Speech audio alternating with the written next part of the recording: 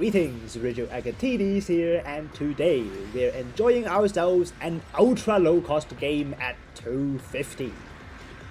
Well, I'm enjoying it, but I'm not sure if our enemies will. Because the suit we're on today is the extremely annoying support type, the Desert Gem. Those who are familiar with it knows why.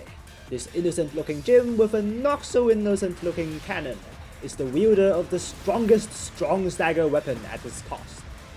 In fact, I think it might just be the best strong stagger weapon in the game. That weapon is the railcannon. Just like a sniper rifle, it fires a fast projectile in a straight line that applies a strong stagger on hit. But then it comes with a huge 5-shot magazine and a disgustingly short firing interval for a strong stagger at 4 seconds only. This means every 4 seconds, it can put an enemy on its knees, free for anyone to drop a down attack on. In comparison, the second best strong stagger at its cost, the ZUDAHS anti-ship rifle, comes with only 3 shots before reloading, and double the firing interval between each shot. So the Desert Gem can dish out strong staggers just like 2 ZUDAHS at once. Then with its handling, it's not terribly hard to use either. While the projectile comes with no blast radius, the projectile is a quick one, making direct hits rather easy in stable hands. Only thing you may call a downside is how it has to be fired standing still, but that's pretty much the norm for 250 support types anyway. This railcannon makes the Desert Gem sound like an absolute menace. With the strong stagger, even raid types will find it difficult to hunt down, as you can stop them through maneuver armor with absolutely no fuss. But after the railcannon, things go downhill really quickly for this gem. Next on the weapon list is the railcannon missile pod. It's supposed to be your follow-up damage after the railcannon stagger. Except it doesn't do much of that. With only 140 damage per hit, its damage isn't a lot higher than a pair of Vulcans. And with 6% stagger only, it can't even stagger after a full mag of 16 shots. The only saving grace is that it has the same range as the railcannon, so it's guaranteed to be within range when the strong stagger hits. And that's it! Yep, there's no other weapons on this Desert Gem, only the railcannon and the missile pod that's barely a threat. This means the railcannon is ever more so important on the Desert Gem, being the only way you can make an impact on the battlefield, and more than plenty in that sense. You want to hit as many of those strong staggers as possible. Thankfully, in addition to the decent range of 400 meters, it also comes with a moderate reload time of 15 seconds. Not much time left for you to fiddle your fingers with. You're spending all day trying to hit every shot on that rail cannon. Or spraying those missiles hoping they do something.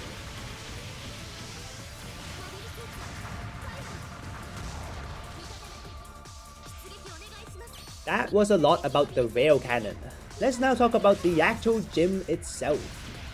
A good railcannon can only be as good as the suits that's carrying it, and the Desert Gem is more than fit for this role.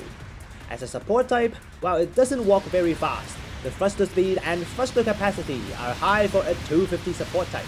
This allows it to quickly get to a good position to unleash the 5 strong staggers, and then reposition while reloading the railcannon. In terms of defense, it comes with a high ballistic resistance and low melee resistance. Classic support type distribution, but very effective at low cost, with beam weapons almost non-existent. Add in the high base health for a 250 suit, and it can carry on fighting for a long time, before range attacks can chip it down. Once it gets caught with this railcannon down though, it's the softest target possible that only carries Vulcans. Literally a free meal, so always keep your enemies at that 400 meters range. Finally, the skills. Despite being 250, it comes with quite some useful ones. High performance radar lets you provide observation data link from almost the maximum range of your railcannon, so there's no need to move up front on this gem. Then you have anti-stealth level 1, ruining the day of stealth units if they come with only level 1 stealth. Stops the ag guy, what else do you need? Finally, you have explosive reactive armor, preventing staggers from shell explosions. With bazookas and cannons a mainstay at low cost, this makes the Desert Gem a lot harder to catch, especially for general types with bazookas. And even if they make a direct hit, you almost always win in return, simply because of how powerful the strong stagger is. So definitely do not challenge the Desert Gym on a general type, and leave it to the raid types. That being said, this map is definitely more in the Desert Gym's favor. This is Canyon, the newest map added to the game, and since then it quickly found a reputation for being prone to stalemates. While there are essentially 3 paths to attack and defend, all 3 are long and narrow, making it difficult to break through. As a result, you rarely find melee suits on this map simply because of how hard it is to approach. And here we are making it even harder. With so many strong staggers available, the Desert Gym can easily halt any approach, and with little choice in how both sides can attack, the fight has turned into a rather ugly damage race. Ironically, the Desert Gym is far worse than other support types in this situation. While you're better at defending yourself, the DPS on all your weapons are close to miserable. The railcannon may be fast for a strong stagger, but it's definitely no match for a pair of cannons on a gun tank. Not to mention how your range is far inferior, so most support types can one-sidedly pin down the Desert Gym. So maybe on this map, it's better to get a support type than a raid type to counter this suit.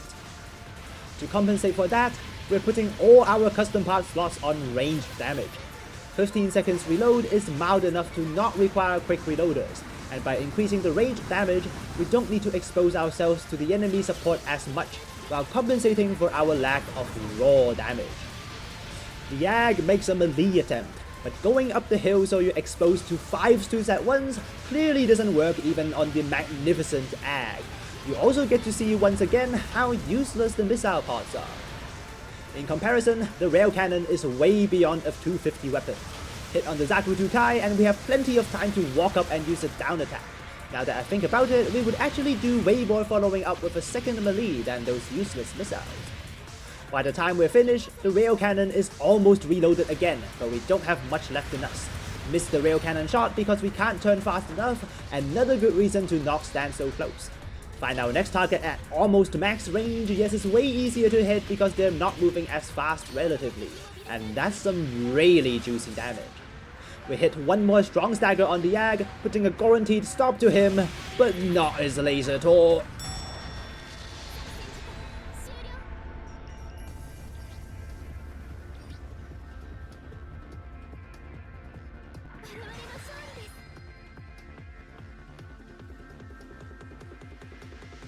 First time on the Desert Gym myself, and I already feel bad for the enemy team.